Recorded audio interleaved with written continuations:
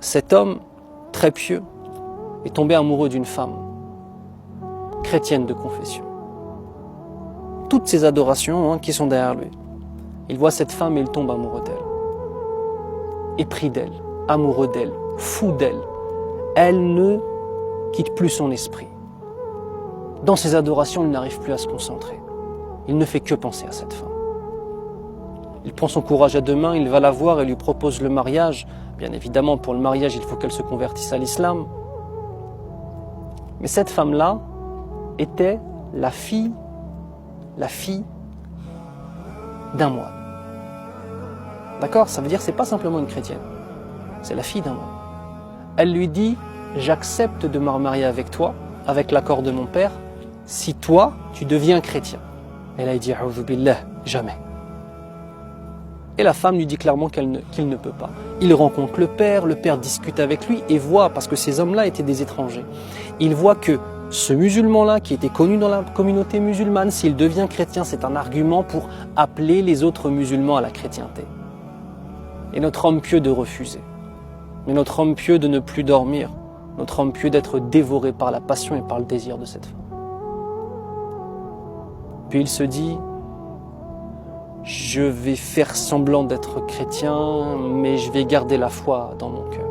Ça y est, le diable l'a eu. Alors il fait preuve d'apostasie, il quitte l'islam. Et il devient chrétien pour se marier avec cette femme. Et il passe des années qu'il pourrait qualifier lui-même d'heureux. Pourquoi? Il avait une divinité qui s'appelle Allah. Et il a pris cette femme comme étant une divinité en dehors d'Allah, tout simplement. Parce que l'amour absolu, c'est celui qu'on donne à notre Seigneur.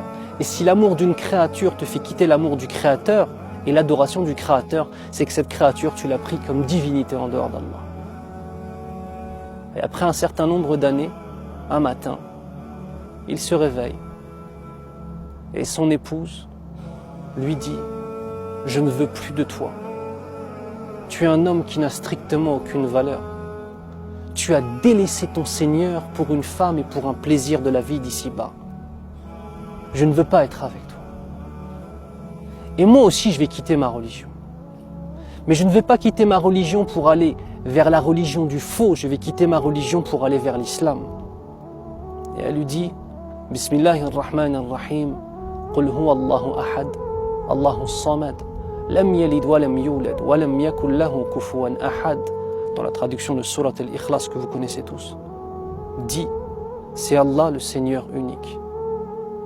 L'unique. Le Seigneur absolu. Celui qui n'a pas engendré et qui n'a pas été engendré. Et dont nul ne peut atteindre l'égalité et qui n'est égal à personne. Ashhadu an la ilaha illallah wa ashhadu anna Muhammadan abduhu wa rasuluh.